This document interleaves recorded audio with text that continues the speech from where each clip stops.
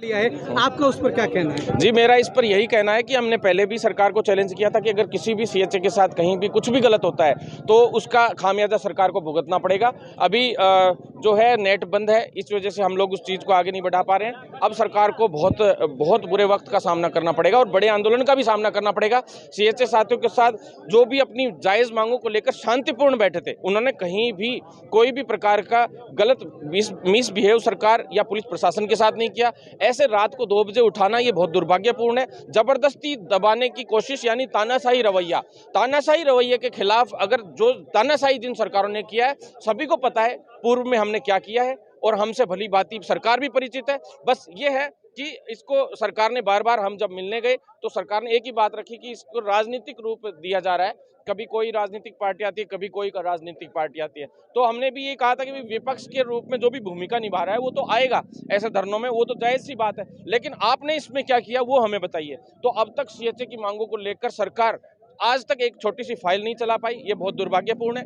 कुछ ना कुछ तो उनको मिलना चाहिए था, ऐसा तो 100% था। आज जो हालात पैदा हो गए हैं, कुछ लोगों ने अपनी राजनीतिक रोटियां सेकने के लिए चाहे वो हालात क्रिएट कर दी हो, चाहे कुछ लोगों ने किसी तरीके से, लेकिन उनको कुछ ना कुछ तो मिलना चाहिए था। जो उन्होंने ड्यूटियां दी कम से कम उसके एवज में तो कुछ मिलना चाहिए था। ये अन्याय है और इस अन्याय के खिलाफ बड़ी लड़ाई लड़ी जाएगी और अब आंदोलन अब शुरू होगा असली वाला। अब हम बताएंगे सरकार को कि क्या होता है आंदोलन और आपका तरीके। किस प्रकार से समर्थन रहेगा उनको?